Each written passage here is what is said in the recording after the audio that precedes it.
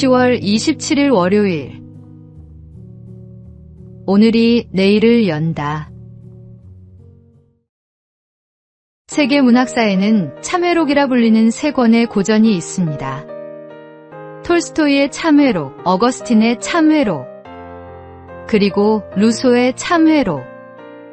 공통점은 과거의 어리석음을 돌아보며 깊이 후회하고 새로운 삶으로 전환된 이야기를 담았다는 점입니다.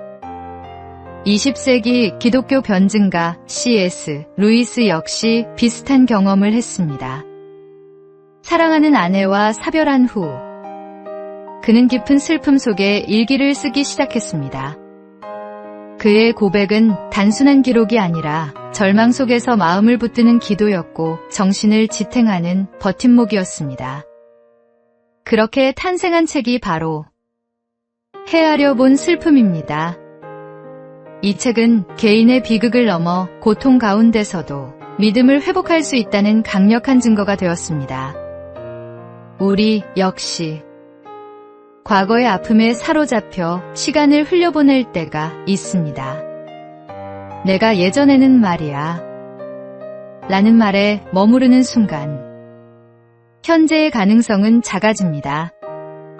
그러나 과거가 힘들었다고 미래가 반드시 어두운 것은 아니며 반대로 과거가 화려했다고 지금이 저절로 빛나는 것도 아닙니다. 오늘을 가꾸는 사람만이 내일을 열 수 있습니다. 오늘의 말씀.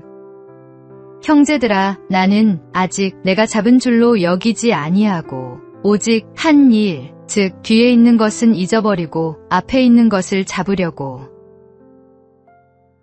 오늘의 만나.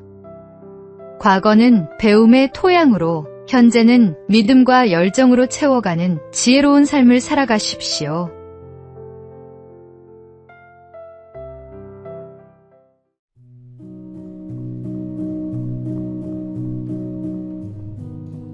(10월 28일) 화요일. 메가케로스의 교훈. 옛날 지구상에는 메가케로스라는 거대한 뿔을 가진 사슴이 살고 있었습니다. 양쪽으로 길게 뻗은 뿔은 그 크기만 해도 3m에 달했다고 합니다. 웅장하고 화려한 뿔은 이 사슴의 자랑이자 자부심이었습니다. 그러나 바로 그 뿔 때문에 메가케로스는 멸종하고 말았습니다. 뿔이 너무 무겁고 불편해서 도망치지 못해 맹수들에게 잡아먹혔습니다. 자신이 가장 자랑하던 것이 결국 생명을 위협하는 짐이 된 것입니다. 많은 사람들이 화려한 명예, 높은 지위, 사람들의 박수와 같은 큰 뿔을 얻기 위해 애를 씁니다. 그리고 그것을 붙잡은 순간 행복이 올 것이라 기대합니다. 하지만 세상의 화려한 뿔은 오히려 사람을 억누르고 때로는 파멸의 원인이 되기도 합니다. 반대로 내게 자랑할 만한 뿔이 없다고 해서 불행한 것은 아닙니다. 오히려 그것은 하나님 앞에서 더 안전할 수 있는 은혜일지 모릅니다. 하나님은 우리의 외적인 자랑이 아니라 겸손히 주님께 의지하는 마음을 기뻐하십니다. 세상이 자랑하는 뿔을 좇지 마십시오.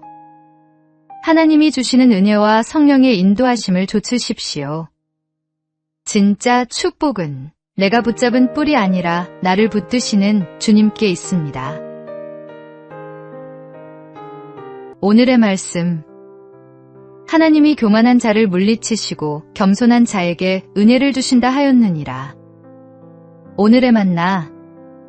세상이 추구하는 것들보다 하나님이 기뻐하시는 겸손한 마음이 진정한 보물입니다.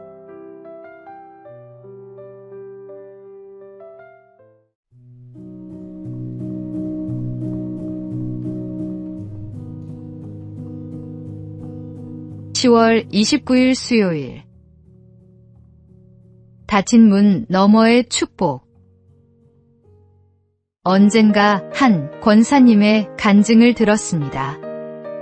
그 권사님은 한국 시각장애인 최초의 박사이자 미국 조지 W. 부시 행정부에서 백악관 국가장애 위원회 정책차관보를 지낸 강영우 박사님의 부인이십니다.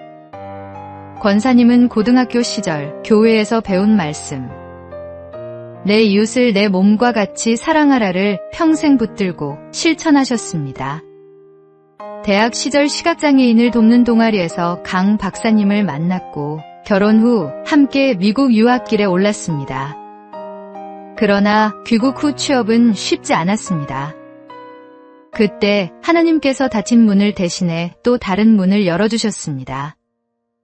미국 대학 교수직 제안이 있었고 마침내 백악관까지 길이 이어졌습니다.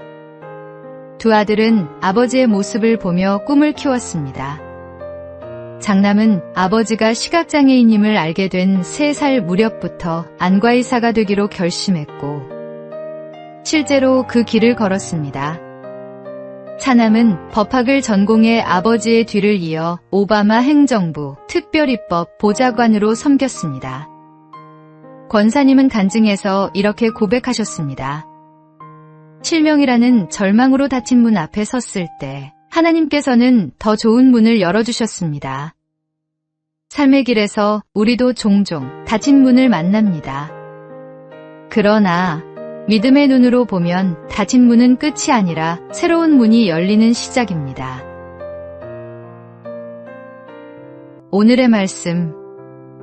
볼지어다 내가 내 앞에 열린 문을 두었으되 능히 닫을 사람이 없으리라. 오늘의 만나. 절망적인 상황도 하나님의 손에서는 더 큰 축복을 위한 준비 과정이 될 수 있습니다.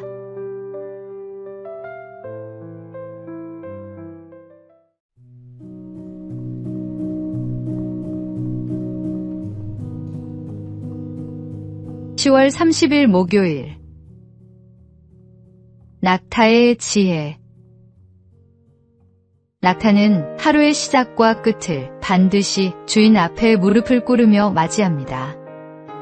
저녁이 되면 등에 진 무거운 짐을 내려놓기 위해 무릎을 꿇고 아침이 되면 다시 새로운 짐을 싣기 위해 주인 앞에 엎드립니다.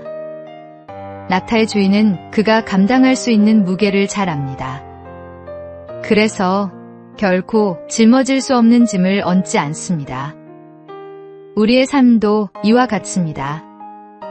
하나님은 우리를 누구보다 잘 아시는 분입니다. 우리가 감당할 수 없는 무거운 짐을 맡기시는 분이 아닙니다. 새에게 날개는 무겁습니다.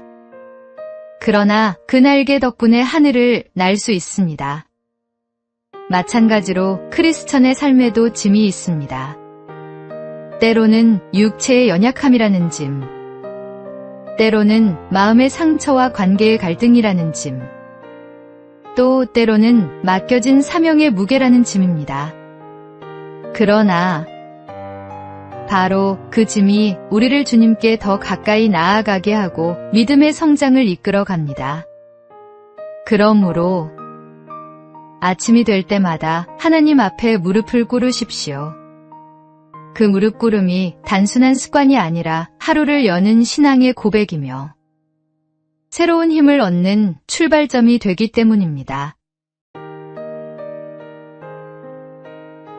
오늘의 말씀. 수고하고 무거운 짐진 자들아 다 내게로 오라. 내가 너희를 쉬게 하리라. 오늘의 만나. 하나님이 맡기신 짐을 겸손히 받아들이고 그 안에서 성장하는 은혜를 경험하시기 바랍니다.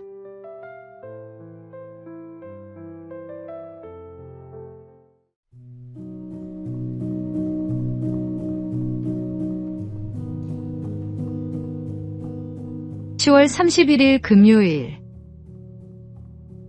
도끼날을 가는 시간. 두 나무꾼이 있었습니다.